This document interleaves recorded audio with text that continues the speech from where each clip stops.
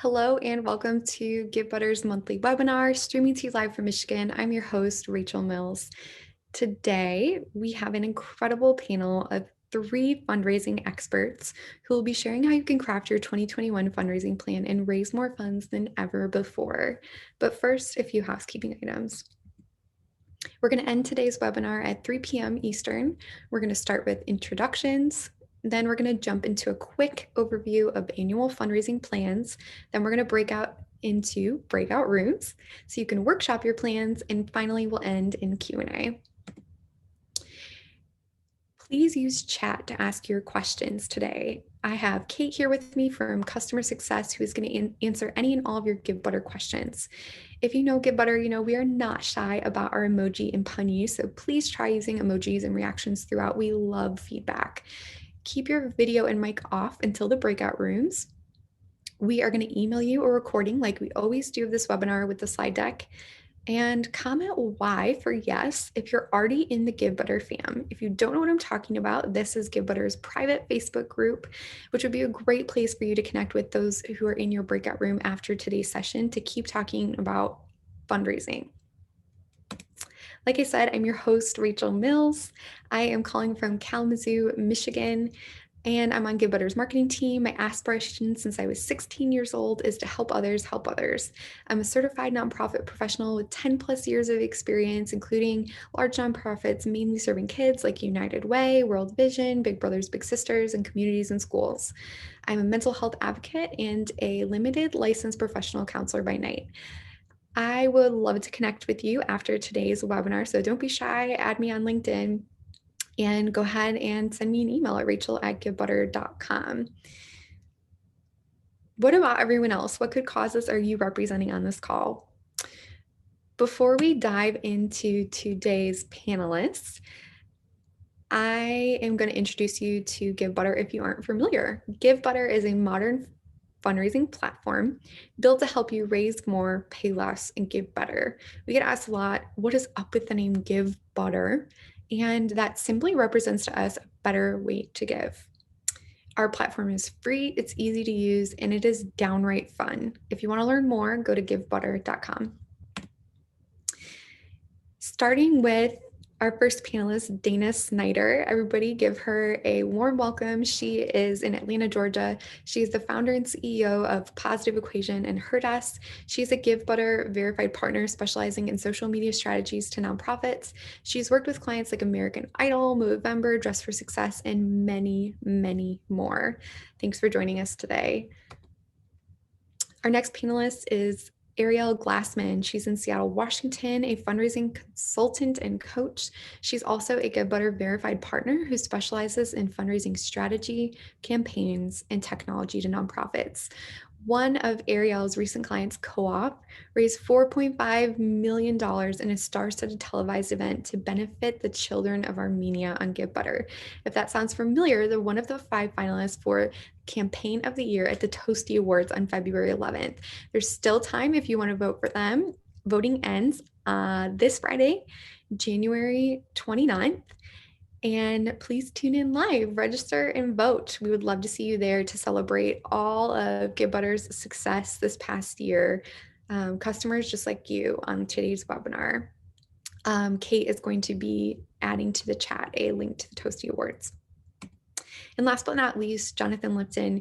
He is based in Los Angeles, California. He is a founder and principal of Lipton Strategies.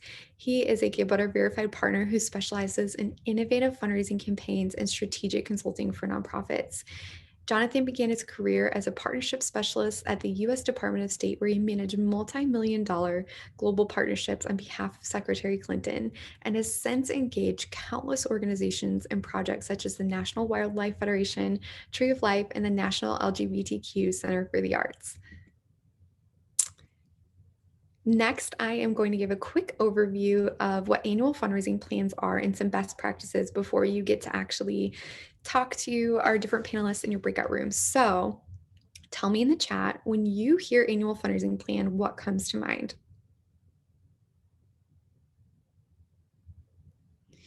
So at Givebutter, we are defining annual fundraising plans as a documented strategy to raise funds. So this includes fiscal goals and timelines that align with your budget. Think of it like a roadmap for the year. It has a high-level strategy for how to reach different donor segments and methods. And the benefit is it improves accountability on your team and demonstrates impact. There are lots of common strategies to follow, but there's really no one size fits all because no nonprofit is the same. So different strategies can be for major donors, online donations, grants, events, peer-to-peer, corporate partners, monthly giving, special appeals, you name it. There's a strategy for it. There are millions and millions of ways that you can implement your different strategies, but at its most basic level, you would create an actual document with your goals and plans. You would finalize it and share it with your fundraising team and board of directors. Then you would pick a software to use to track its progress. So that could be as simple as Google Sheets, Excel, and it could be as complicated as a more robust system like Asana, Monday, Trello, Notion. And this is a living, breathing document. This is something that fundraising teams should be coming back to weekly, monthly, and quarterly at team meetings to make sure that your plan is cohesive and up to date and that you're tracking progress along the way. But there are some obstacles that get in the way. Some of those include seasonal and unpredictable dry spells like summer slump, low donor retention, failure to obtain major gifts, poor fundraising event attendance, inadequate board buy-in, lack of diverse fundraising methods. I'd love to hear what are some of your obstacles. COVID, that's a good one. Yes, definitely. Time, absolutely. But the good news is we have some tips for you to overcome some of these obstacles. So start by mining your donor data. Evaluate the last 1 to 3 years if you've been around that long, and look at things like donor retention rate, average gift size, number of gifts, event attendance, all of your different initiatives in the last 3 years to consider what would be realistic goals for 2021 for your team. Another tip is to follow giving trends. So there's a lot of really interesting research that's coming out about nonprofits in 2020. And that as simple as doing a Google search, there's tons of reputable articles and research that are out there for you to look at. And we'd also recommend that you look at 2021 forecasts for fundraising to consider how that might impact your organization.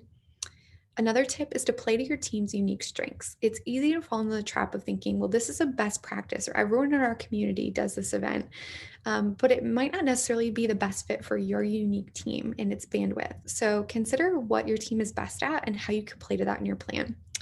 Last tip, ask colleagues to review or hire a consultant for feedback. Hopefully, it will provide you an outside perspective. And today's webinar, when we go into our workshops, you'll be able to get a head start with that. So quickly here, I have an annual plan example. If you're thinking, okay, that sounds great, but I don't know what this looks like. I know it's teeny tiny and you can't see, but don't worry, we're going to send the slides after so you can download this template. But we're looking at an example here of Smiles Foundation. Left to right, what you're looking at is a breakdown of one-time events and monthly ongoing events and different categories to measure success. So for example, staff responsible, is it monthly or one time? Is it an appeal or non-appeal? Who's your target audience? What's your fundraising goal? How much staff time it's going to take. And then what you're seeing color blocked to the right are the months of the year that those initiatives will run. So it gives you a really, really high level of what's going to be happening in your fundraising calendar. This is great to share with leadership and your marketing team so they can have an idea in their calendars what they should have set as reminders and goals to support you in reaching these goals. Now it's time for breakout rooms, what you really came here for, right? We're going to move into these for the next 30 minutes. It's going to be an opportunity for organizations of all shapes and sizes to start or refine their plan, ask questions, share ideas, solicit feedback. We've already pre-selected for you a group based on how you fill out your registration. Groups will be divided into small, medium, and large nonprofits. Small will be led by Dana, medium will be led by Ariel, and large will be led by Jonathan. If you have any questions or want to switch groups, simply message me. I'm going to stay here.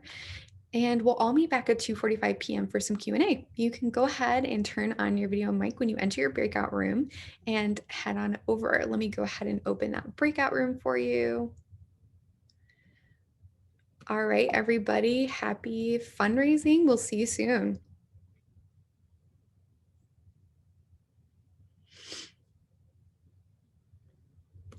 Okay, so everybody who's watching the recording right now, we spent the rest of the time going over into breakout rooms. And those are not going to be recorded because those would have been 3 separate recordings. And we've stayed in the main breakout room as the moderator. So if you're wanting to learn more from those groups, my recommendation would be to go to Givebutter's private Facebook group and ask them. If you're a small nonprofit, medium, or large, say, hey, I didn't get to attend this webinar, but break it down for me. What happened in your group? What did you learn? What could be helpful? You can ask any specific questions to them, and I'm sure they'd be happy to help you out. And then we also did some Q&A afterward. A lot of those questions were just general towards events, how to get your board on board with annual plans, all those kind of things. If you want to ask specific questions about annual fundraising plans to one of our wonderful panelists, we have their contact information here. And you can go ahead and send them an email and ask the question that you have for them. We also sent a quick poll just to get feedback and ideas from what people thought about today's webinar. And of course, thank you so much for joining, whether you were in real time or you're watching this recording. We appreciate you joining us for this month's Givebutter webinar. We hope that you have the best fundraising year ever in 2021, and we will see you in February for our next webinar. Until then, happy fundraising. Goodbye, everybody.